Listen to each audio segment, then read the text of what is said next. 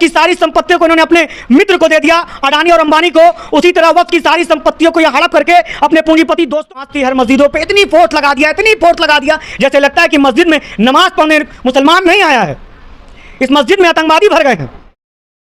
और राज्यसभा में वक्फ बिल पेश हो जाने के बाद आज यूपी के 50 से ज़्यादा जिलों में अलर्ट घोषित किया गया है। इस समय हमारी मौजूदगी गोरखपुर के घंटाघर में, और पीछे दिखा दे तो जुमे की नमाज होकर लोग जो नमाजी हैं वो बाहर निकल रहे हैं, तो दूसरी तरफ प्रशासन भी मुस्तैद नज़र आ रहा है। तमाम मस्जिदों पर, तमाम अलग अलग जगहों पर प्रशासन के जो अधिकारी हैं, जो कर्मचारी हैं, वो लगातार फ्लैग मार्च करते हुए नज़र आ रहे हैं। लगातार सुरक्षा व्यवस्था से पुलिस प्रशासन नज़र आ रही है, और लगातार पुलिस तमाम अकाउंट्स पर, तमाम लोगों पर पैनी नज़र बनाए रखी हुई है। और आज जुमे की नमाज को देखते हुए यूपी के 50 से ज़्यादा जिलों में फ़िलहाल पुलिस की मौजूदगी और जो मुस्तैदी है वो दिखाई दे रही है। तमाम नमाजी हैं जो इस वक्त मस्जिद से बाहर निकल रहे हैं। और ये बिल 2024 के पहले भी पास हो सकता था। ये बिल वास्तव में अगर मोदी जी को लाना था, जो मोदी जी छाती पीट करके बार बार कह रहे हैं कि मैं अपने पिछड़े मुसलमानों को इंसाफ दिलाना चाहता हूं, मैं उनका भला चाहता हूं। इसी तरह मोदी जी ने कुछ दिन पहले कहा था 3 तलाक का कानून ला करके कि मैं मुस्लिम महिलाओं को इंसाफ दिलाना चाहता हूं। बड़े अफसोस की बात है कि उनकी धर्मपत्नी को आज तक इंसाफ नहीं मिला, और वो मुस्लिम बहनों को इंसाफ दिलाने चले थे, और आज फिर उनको एक बार मुस्लिम समाज की याद आई और उन्होंने कहा कि पिछले मुसलमानों को जो है उनका हक दिलाना चाहते हैं। मैं आपके चैनल के माध्यम से पूछना चाहता हूं, 2014 में जब फुल बहुमत की सरकार बीजेपी की बनी थी, जब किसी का समर्थन नहीं था, 2014 की सरकार बनने के बाद नरेंद्र मोदी जी ने क्यों नहीं ये कदम उठाया? क्योंकि नरेंद्र मोदी जी को ये मालूम था कि अगर मैं अकेले काम करूंगा तो शायद मैं भारत में ना रह पाऊं। इसीलिए 2024 में जब गठबंधन की सरकार बनी तो उन्होंने 4 लोगों को बकरा बना लिया, और 4 लोगों को बलि का बकरा बना करके तब इस कानून को पास कराया। नायडू जी, नीतीश कुमार, चिराग पासवान, जसवंत चौधरी, इन 4 लोगों को भनक भी नहीं लगी कि मोदी जी ने इन 4 लोगों को बलि का बकरा बना दिया। और इन 4 लोगों के समर्थन पे जो कानून आज लोकसभा राज्यसभा में पास कराया, ये इन 4 लोगों की राजनीति को खत्म कराने का कानून है। ये आप अगर मुसलमानों की बात करते हैं तो जब मुसलमान 313 था तब भी सुकून से जीता था, आज 40 करोड़ है तब भी सुकून से जी रहा है। मुझे इस आपके कानून बनाने से और ना बनाने से मुसलमानों को कोई फर्क नहीं पड़ता। मुसलमान कल भी खुश था, मुसलमान आज भी खुश है। रही सवाल कि कानून से दिक्कत क्या होगी, देखिए इनको पता है कि हिंदुस्तान का 85% जो ज़मीन है वो वक्त की है, और इनकी नीयत उस पर है खराब। इसको एक कब्जा करके जिस तरह देश की सारी संपत्तियों को इन्होंने अपने मित्र को दे दिया, अडानी और अंबानी को, उसी तरह वक्त की सारी संपत्तियों को यह हड़प करके अपने पूंजीपति दोस्तों को देना चाहते हैं। ये एक लालीपाप है कि गरीब मुसलमानों का मैं भला चाहता हूं और मैं मुसलमानों को इंसाफ दिलाना चाहता हूं।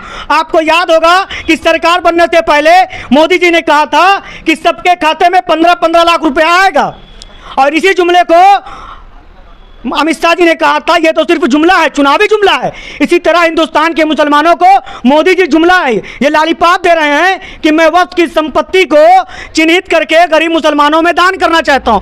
मोदी जी, अगर मुसलमानों की आपको इतनी चिंता है, आप नारा देते हैं सबका साथ सबका विकास, हमें तो नहीं लगता है कि आप मुसलमानों का भी कहीं साथ देते हैं।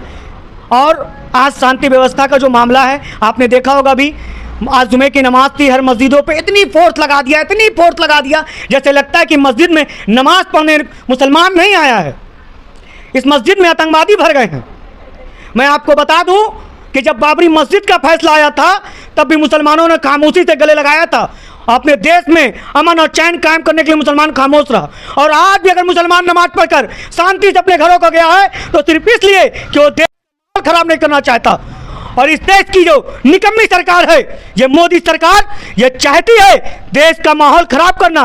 मैं आपके चैनल के माध्यम से अपने मुस्लिम समाज से एक अपील करना चाहता हूँ, ऐ मुसलमान भाइयों, आपको डॉक्टर बी आर अम्बेडकर बाबा साहब ने एक बहुत बड़ा हथियार दिया है, इस हथियार का आप इस्तेमाल कब करोगे? डॉक्टर बी आर अम्बेडकर बाबा साहब ने आपको वोट का अधिकार दिया है, यह अधिकार एक बहुत बड़ा हथियार है जिसे आप परमाणु बम भी कह सकते हैं। आप जब वोट आता है, जब चुनाव आता है, वोट पड़ना होता है, तो आप किसी ना किसी के बहकावे में आकर के कभी समाजवादी को, कभी बहुजन समाज पार्टी को, कभी कांग्रेस को आप वोट देते हैं, और लगातार आप यादव समाज और निषाद समाज को वोट देते हैं और इनको मजबूत करते हैं। आप अपनी क़यादत को कब मजबूत करेंगे? आप अपना वोट अपनी मर्जी से आज तक नहीं दे पाए, तो आपके खिलाफ अगर कानून नहीं पास होगा तो क्या होगा?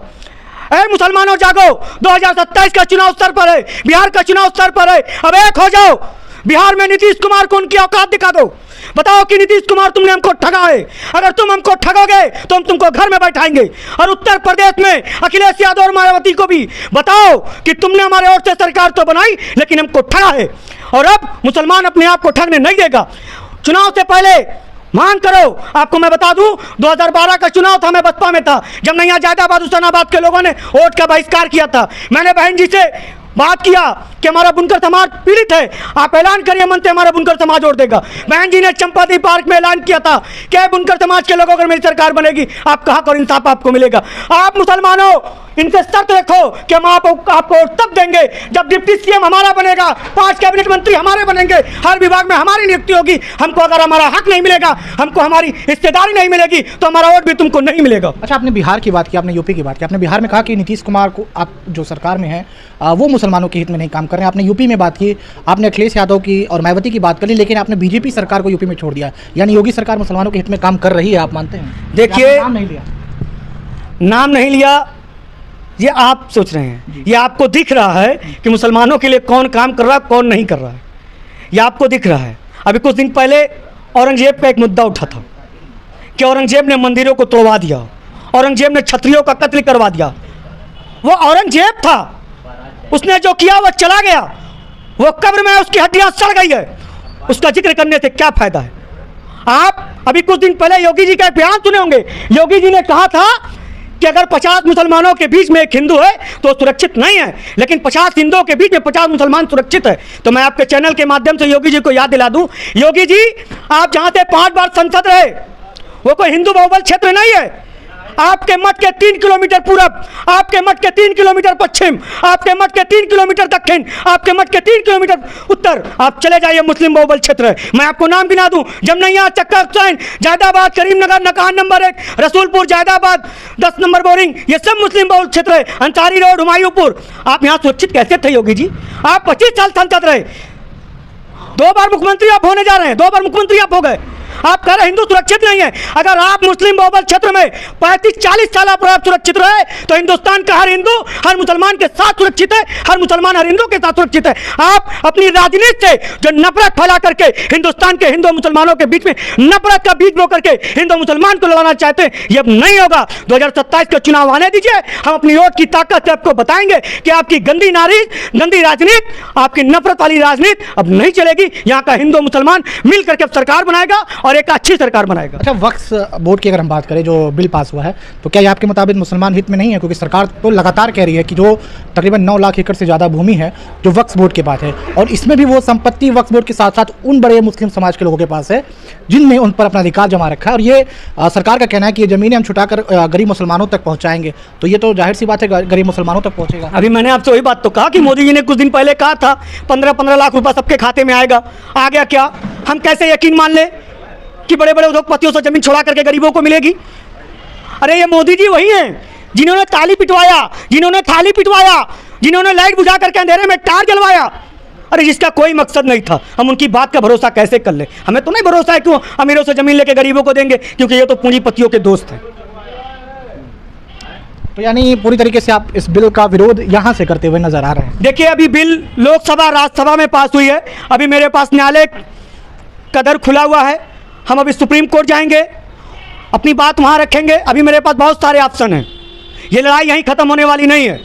मुसलमान इस लड़ाई को जब तक जिंदा है लड़ता रहेगा। अगर अब ये कोई सोचता है कि मुसलमानों को दबाते चलेंगे मुसलमान दब जाएगा, तो ये मंसूबा दूर रख दें। 27 का चुनाव आने दीजिए, हम अपने वोट के ताकत से, जो हमारा वोट है उस वोट से हम बताएंगे सारी पार्टियों को कि हमारी ताकत क्या है। हमको